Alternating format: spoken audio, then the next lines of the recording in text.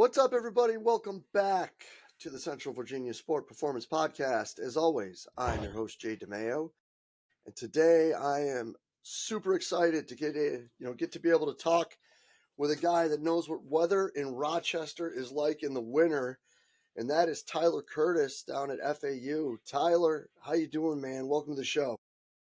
I'm doing good, Coach. Appreciate you having me on.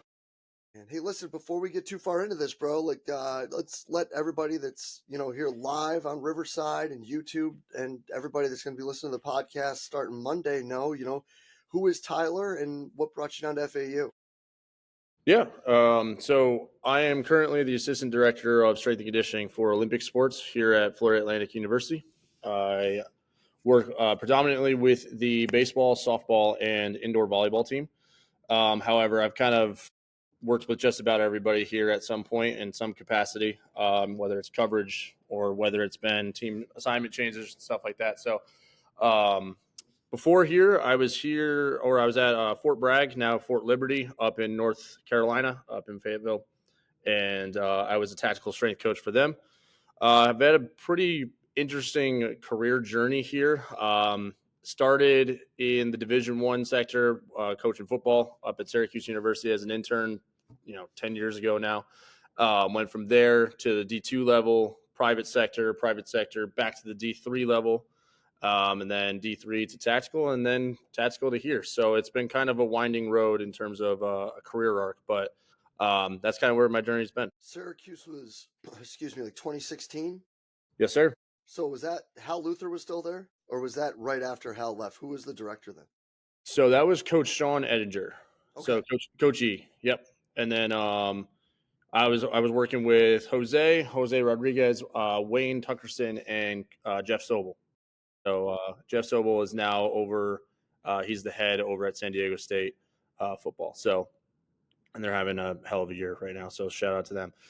But yeah, awesome group of guys. They taught me a lot. I learned more in 8 months probably than I have almost in my entire career since leaving there. So they were awesome. So after you spent about a year and a half in upstate New York, you've got to be kicking yourself to be in Florida in the winter right now. Yes, no, I'm very, very fortunate to, growing up there. It was awesome growing up there because, there's a certain, I guess, hardiness to it. There's a certain level of honesty, I guess, living up there. And I still remember my senior year of college. It was probably the worst winter we've had that I could possibly remember, where usually it's the cold and then it's the snow. It's one or the other. That year we got both. So I remember walking to class, walking to practice, and it was -18 and Buffalo had just gotten 9 feet of snow. So it was in like 72 hours. So I was like, yeah, you know what? If I don't have to spend the rest of my life here, I'll be okay. But no, it's great. It's still home. Family still is up there. So I go back around the holidays every year, and it is nice to kind of get out of the humidity from, South Florida every now and then, but I don't have any regrets right now. Yeah, man. As a guy who also grew up upstate, went to school in Central, and found his way below the Mason-Dixon line, I don't know if I'd ever find my way back to it. You don't have to rake your roof. You can always sit in central air. Big fan, especially being an indoor sport, with basketball, big fan. But I think the one thing that I want to dive into here is you see a lot of people now making the move more and more away from the collegiate level and towards the tactical realm of our vocation. A lot of people, a lot of these positions opening up more and more as time goes on at these bases, civilians working with the military. And then now actually some of these jobs are becoming government actual contracts. And then even more and more groups now getting into firefighters and police forces and those sort of things. So what was the draw for you looking at the tactical realm? And then what was the draw to come back into the collegiate sector? Mm-hmm. And what sort of came with you on that transition, on each transition, let's say? Yeah. So, I mean, for me, the military has always been pretty close. So my brother-in-law, he served 2 tours in Afghanistan. So and my uncle's a general in the Army as well. So I've had some close family members that have worked in the military, and I've always just had the utmost respect for those guys and what they're able to do and how they keep us safe. And obviously working on base, you're not privy to every single thing that goes on, but there are some meetings that you come into, and you kind of see exactly how everything's going in terms of surveillance, monitoring, keeping eyes on certain situations. At that time, I believe North Korea was kind of being a little bit annoying, I guess. And so sitting on some of those meetings with the generals, with all the other guys and stuff like that, it was really cool to see just kind of the behind the scenes action of it all.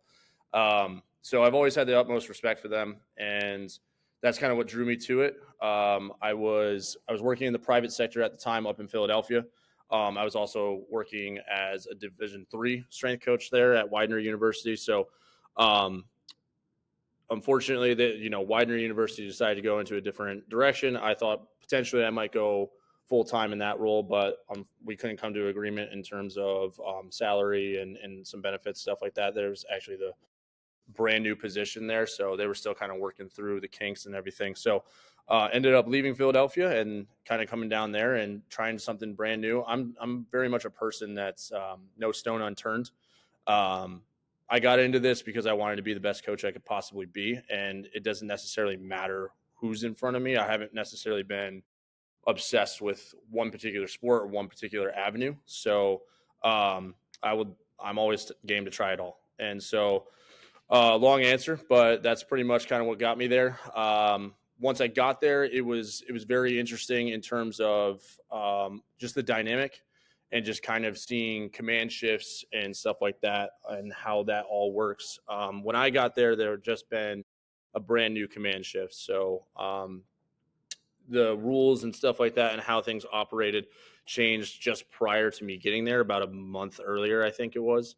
And then ultimately, I think the military was very much in a space where they're trying to figure out what exactly they wanted out of the H2F program. So that's the program that I was in.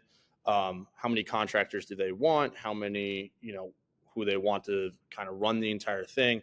And then ultimately what our roles are going to be. Are we going to be kind of spotters? Are we going to be more of an education side of things and then kind of let the guys run it themselves? Or are we going to be hands-on coaches like you kind of see in a collegiate or high school setting or even a professional setting? So it was kind of a little murky situation. So ultimately that kind of what led me to kind of remove myself from that position. It doesn't mean I would never go back. It just means I think that particular base at that particular time was kind of interesting. Then, I've been friends with our director, Zane Scott, for, we went to college together and we're college teammates on the track team. So he had an emergency position open up here. Guy kind of left in season, so he needed somebody right away. And I had just gotten out of a lease, kind of didn't really have a place to live just yet. So I was like, all right, well, I'll make the move and get back into the old college sector. So this was actually my first full-time position in a Division I setting. So I had a full-time position in Division II and Division III level, but I'd only worked as an intern and kind of as a part-time help on the Division I level. So I was fortunate enough to kind of move into this position right after the tactical side. It's pretty awesome. And then how do the athletes that you get to work with down there, how do they look at, interpret, and maybe reflect on, the fact that you came from working with, there's special op groups at Bragg. Like there's high level dudes up there, high level men and women that are really into it, and into it meaning not just training, but like into it. How does that impact that relationship and how they view what's going on with you guys? Yeah. So, I mean, for us, I wouldn't say I'm super militant necessarily, but I do have, there are certain things that I kind of took from that experience and kind of do we all look the same? Are we a team? Are we cohesive? Are we doing all the little things correctly, right? Because the little things end up turning into big things, especially if they mount up over a certain amount of time. So um, I try to make sure that while we aren't in the military, the cool thing about working with the military is it definitely grants you perspective where um, I think sport coaches to a certain extent, and while I understand, I kind of get it, right? It's our livelihoods are kind of depending on the performance of 18 to 22, 23-year-old kids. Um, so it is serious, but at the same time, it isn't war. It isn't, it isn't actually gunfire. It isn't actually like, what I mean? So, um, kind of how can I deduce that down into something that's tangible for the guys, but let them know that, hey, this is a serious thing. And I'm honest with our players all the time. I'm probably to a fault, to be totally honest with you. But I try to treat them like adults until they prove otherwise. And I'm not really a babysitter. I'm not going to hold your hand. I'm not mom and dad, but I will do whatever I can to help you out and give you the tools to succeed. But ultimately, it's on you to make sure that happens. And that's something, that's big time in the military. Like you guys are all here. You guys are here for a reason, and let's make sure that that reason is shaping up and standing up to what we have to go against. So um, that's kind of my motto. It was instilled in me from the beginning, and then kind of really almost hardened and reinforced when I got to the tactical setting.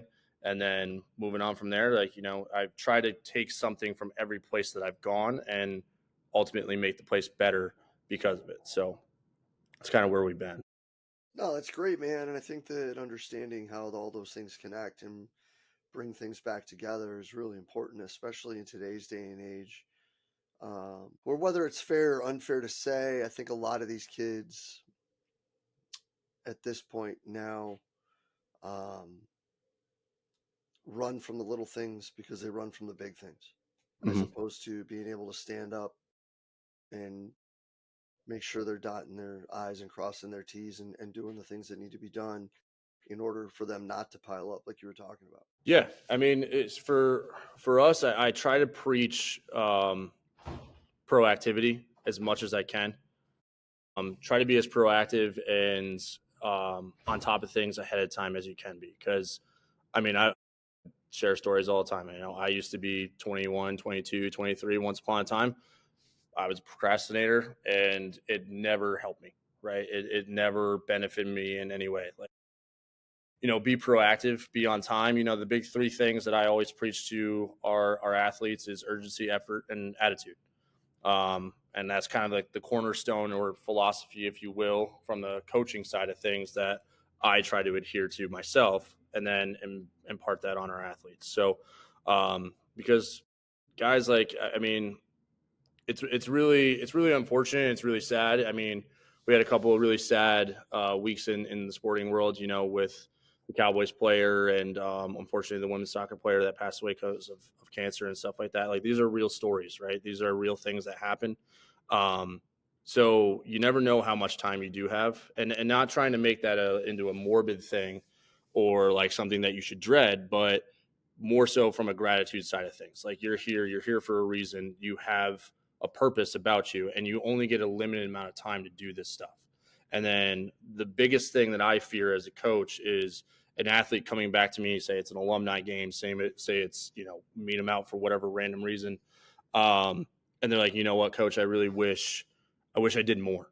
I wish I kind of worked a little bit harder. I wish I pushed the weights a little bit more, like I wish I took your advice. And that's what I fear as a coach, because I don't want anyone to ever leave these doors, we leave this campus and say, you know what, man, I probably could have done a little bit more, because ultimately that's my fault. I probably should have interjected sooner. Maybe I knew a little bit better, like, hey, I got to push this kid a little bit harder. I got to get through to him in a different way that maybe I'm not necessarily comfortable with. So what is it that I have to do to get the most out of this kid so that he doesn't come back here looking like, man, and blame himself or herself that, like, hey, I could have done more. So, um, and I do think we live in an environment that's kind of counterproductive to that, as you were kind of saying, where it's just like you have instant gratification all the time. You have an algorithm on your phone that is catered to what you like and what you spend your time on, right? Nothing ever really kind of gets you out of your comfort zone. So pushing somebody outside of their comfort zone, all they can think about is how much it sucks in that moment. But then I try to encourage people, hey, reflect and actually reflect. Don't like, it's not meant to be a kumbaya, like sit around a campfire and hold hands type of thing, but reflect on how that actually worked out for you and how you felt, not just 5 minutes after it's over, but 15 minutes after it's over, an hour, the next day, the next week. Okay, how is your performance improving, right? Do you feel stronger? Do you feel more confident, right? And are you doing the things to kind of like ingrain the actual hard work, where that is kind of the disconnect that I see, where, oh, well, I got to do this hard thing, I just got to get it done, and then that's all we think about, right? And we don't actually, fill the cement, if you will, or let the cement harden on the actual training and what we're supposed to be getting out of it. I dig that. So could you keep going with that? Like, what are some examples where you've run into that, and how have you helped sort of shepherd the athlete in, through, and around, or between, whatever it may be, those situations? Yeah. So, I mean, I try to have end of year meetings or end of semester meetings with as many athletes as I can. And then in addition to that, just having touch points on people, that was something that I wasn't particularly good at. Like you kind of get in, you get out, work hard, all that good stuff. I'm going to put stuff in front of you, but I wasn't necessarily great at building that connection in terms of touch points. Hey, how are we feeling? Hey, what's going on? Even just you'd be shocked by, I'm sure you've experienced this many times, like just having a regular conversation, how that regular conversation, maybe it's small talk, whatever, turns into a bigger conversation. And that's something as a coach I had to get better at. So having more and more of those, where it isn't just me overlording or kind of being a hawk on a perch and watching people train and just giving cues, right? But how can I immerse myself more into the sessions?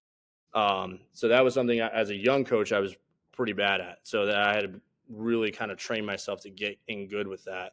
And that's something the private sector granted me. Like you got to somehow relate to a 45-year-old mom who's works in human resources and stuff like that, and make her time in the gym something that she really doesn't want to do, make that enjoyable and make her want to come back. Right. So, and kind of keep her retention up. So it's the same thing here, right?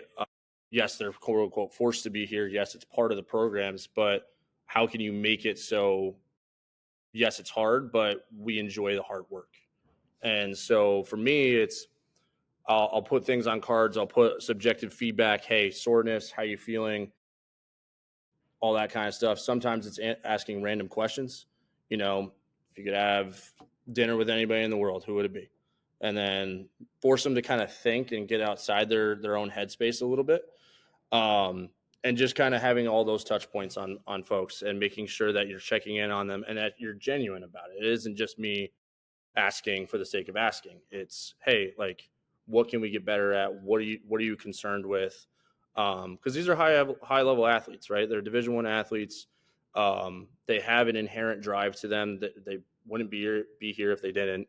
But it's kind of packaged in different ways depending on who you're working with, right? So some may be more forward about it. Some might be busting down your door and needing to know what they can get better at. Some of them might be afraid to ask, right? Like, so kind of having the emotional intelligence and fluidity to kind of work between all that and kind of not change yourself, but make yourself a more approachable person to that particular person. I like how you put that. Not changing yourself, but making yourself more approachable. I guess that my question to follow that would be, without changing yourself, how did you do that? So that's really hard to quantify, I guess. I think part of that comes with reps, right? And working with, I'll put it this way. So when I was an intern, our internship coordinator, he came up to me and was like, hey, what do you ultimately want to do? I was like, and at the time I was like, I'm going to be a football strength coach. I would like to be a Division I football strength coach. So like, okay, awesome. Well, here's the deal. If you want to be a Division I football strength coach, be a Division I football and don't get out because it's going to be really hard to get back in. Right, just being totally honest with you, and I appreciated his honesty at the time. But he's like, but if you want to be the best coach possible, go coach Division III level, right? Because you are going to be experiencing a bunch of people that are there literally for the love of the game. They're not getting paid to be there. They're not on scholarship. They're not doing, they're there literally No just off to season. play. Like they Right. have no off Exactly. season. Right? Yeah. So it's Exactly. So he's like, be the best coach possible, coach everybody.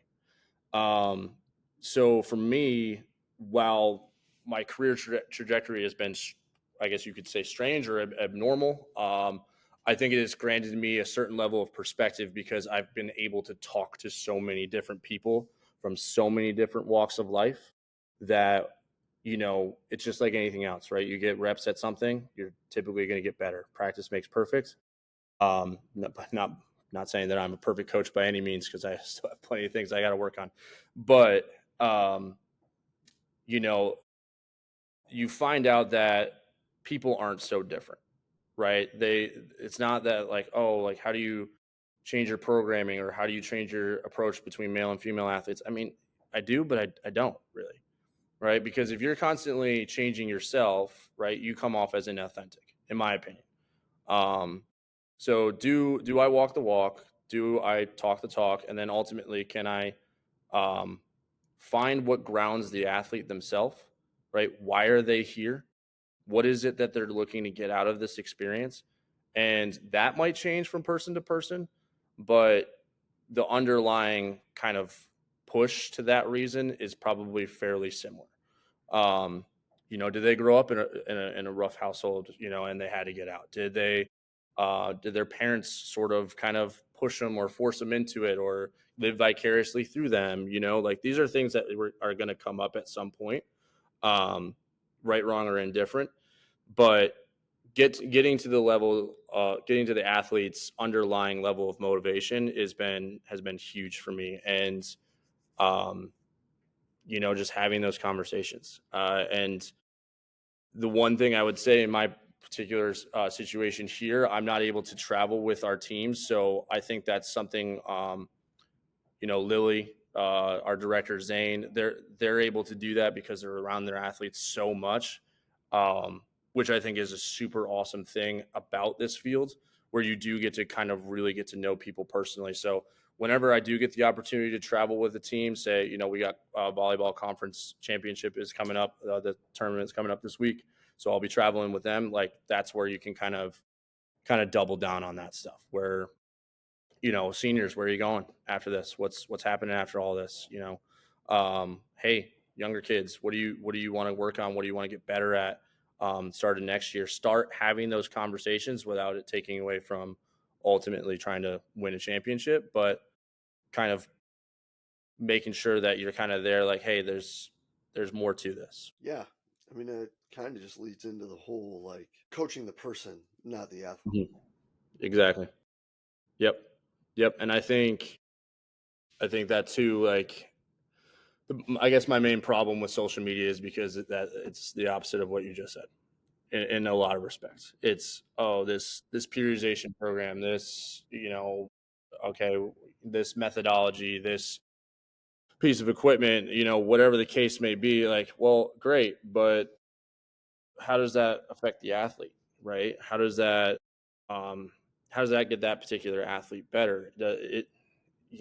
We talk in broad strokes a lot as a field, and for me that's the frustrating part where it's like, look, this stuff is so interpersonal, this stuff is so involved and ingrained. Like you got to have an understanding of that before we can kind of talk about the methodologies behind it, because honestly the programming, the exercises that you pick, whatever the case may be, that's all pretty easy. Um, if you coach it hard enough, you coach it with intent, and you have a certain level of execution when you're demoing things and how you cue things, like it's really not all that hard. But what is hard is the underlying personal stuff that, hey, like this kid, for instance, I have a kid that can't stand deadlifting. Basically blew out his back at his prior school and was laid up for a year because of it. It was a pretty significant injury. Um, doesn't mean I have to deadlift. No. I mean, but I'm choosing to have him deadlift because I want him to get over the fear of something. It doesn't mean, oh, just because this did something to you, you just take it away forever and you never look at it again, right? That's running from it, right? So I'd rather you face it head on, start small, we'll build it back up, and then basically teach yourself that there's nothing to be afraid of, right? It's just something that happened to you. Just look at it through that lens, and then we can move on, and you don't have to be a victim because of it. That to me is more important than, oh, well, 4x5 works better than 3x10. Like that's, to me, that's the actual coaching side of things, where yes, the programming and everything like that is important. I'm not saying that it's not, but in comparison, right, to the interpersonal stuff and being able to manage egos and being able to manage your environment, all that kind of stuff, that matters a lot more. And that's what I try to tell our interns and our GAs and our younger coaches, that get really good at that. And it doesn't mean be good at hanging out. It doesn't mean that, but be really good at operating in the gray area and then solidifying from there. I dig it. I think that there's a lot to that, because I think a lot of people look at what other people do, and instead of looking at it from 15,000 feet so you can see all of it. I think the kids are probably guilty of this too now with TikTok and Instagram. They look and they see the one bit or the one piece or the one day that they display, and they think, well, I need to do X, Y, and Z, or the A, B, and C they're doing is stupid. But like, you're not coaching it. Mm-hmm. Like, just the aspect of like how each person coaches it, or how each person manipulates the room to get it accomplished, is so unique that when we do run to these sort of assumptions, we really do just make asses out of ourselves, because it's so hard to distinguish what's really going up and what's going down. For sure. Yeah, I mean, to that point, what I'll do too, like sometimes the kids will come up to me and be like, hey, have you ever tried this drill? Obviously doing the old, take a look at this. I kind of want to do this thing without actually asking you. And I'll program it every now and then. If it's a warranted drill, I'll try it out myself. I'll give it a test run, and then, hey, I really actually like that. Cool, great. And then I'll throw it in there, and then you look at the kid's face. Oh, I suggested that. That's what I told coach to put in there. And then it kind of gives you that extra layer of buy-in, where they feel like their opinion does matter, right? And they are quote unquote seen, I guess. I don't do it all the time. I don't do it very often, but every now and then, hey, like, so I'll take that little piece of information and, like, hey, well, if you feel like you can ultimately get something out of it, I'd rather you do something that you feel like you're getting something out of, rather than just arbitrarily doing whatever exercise, right? So that's kind of the opposite end of the spectrum, being able to know when to take that and implement that. So it's been interesting. It's I do think in a lot of ways, I mean, even just in the 10, 12 years I've been doing it, like being the coach that I am today is far different than 10 years ago. And the athletes are, I wouldn't say far different. I wouldn't say that they're radically different, but the nuance that comes with it is probably a lot different. You could get away with a lot of stuff in the 90s, in the early 2000s, not so much. Allegedly. Right. Like in the 80s, 90s, was rhabdo even a thing? I don't even know. So it's like it's interesting, the world we live in. We kind of, and it's tough as a strength coach, right? Because I think a lot of times we're extremely hard on ourselves, and rightfully so. I think that's the only way you get better, right? But are you so hard on yourself that it's impacting the way you're coaching, right? And are you letting the ways of the world impact you as a person and what's going on with you and your athletes, your programming, whatever the case may be? And it's tough to fight that, right? It is tough to fight that. I think there's a lot of studies out there that talk about, the dopamine curse that we are kind of currently residing in. But it is what it is. I mean, and kind of my final point, maybe my final point on this would be, you know, I instruct a lot of our interns, and I have a lot of GAs. You gotta, and I had this conversation just the other week. Are you in this for yourself, or you're in it for the athletes? Are you in it because you want to be a part of something that you can truly contribute to? I think our field looks awesome from, a narrow scope of viewpoint, right? Like, we get to show up in shorts and a t-shirt, blow a whistle and scream, rant and rave, at 6 o'clock in the morning. That's pretty awesome. It really is. But that's not going to be enough to carry you forward. That's not going to be enough for you to turn this from a job into a career. So can you be honest with yourself and kind of, hey, look, would I rather be doing something else in 5 years? Because if that's the case, you're probably not going to make it. Are you willing to kind of do the things that you're uncomfortable with and get your hands dirty and be really bad at stuff for probably a while, probably a lot longer than you're comfortable with, in order to become good? And that's any field, but I think it's highlighted in such a way in our field that it makes it a little bit more difficult than, say, hiding in a cubicle at, some accountant job or something like that. But, I just know your why, as cheesy as that might be. Just know your why, and do you need to do this?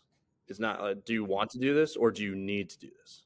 Because when I was 15 and I found out about this and that this was a career path, I needed to do this. It wasn't, I want to do this, I think this is cool. It's my whole life revolved around, and that's all I cared about for, now I'm 33, 18 years. It's kind of all I thought about. So do you have that level of resolve and that level of commitment to last? Because even for the most fortified people, there's going to be times that, hey, maybe I shouldn't do this. Maybe I can't do this. Yeah. As a guy that's been in the same spot for 20 some odd years, I can attest to that. Tyler, that is some awesome stuff and some really great things for people to think about, take home with these as we start to close this out. But I got to get you out of here on this, bro. Who are we going to hear from next? Who does Ty Curtis want to hear from next on the podcast? I'll give you a couple of names. So I would say, I mentioned Jeff Sobel earlier. I think he's a tremendous guy. He's a tremendous coach. Learned a ton from him. I worked under him as an intern at Syracuse. And then I got to throw Travis Scott out there, the strength coach, not the rapper, as he always would say. He's the head strength coach at Mount St. Mary's, and another tremendous guy that lives and breathes this thing. And, he taught me a ton in my short time at Shippensburg, and still talk to him this day. So I would say those two are going to be a breadth of knowledge. And then, as always, Zane Scott, who works here. I'm not sure if you guys have met before in the past, and I know the basketball world's kind of small, but Zane is tremendous as well, and he's our director here. So I would say any three of those guys would be fantastic options. Awesome, man. Well, listen, drop me those ads on Instagram, and I'll start reaching out to those guys right away. Tyler, this has been an awesome show, man. I really can't thank you enough for spending the time with us today. Thank you. I appreciate it. Absolutely. We'll Thanks for having me. Soon, bro. Thank you so much. Take it easy.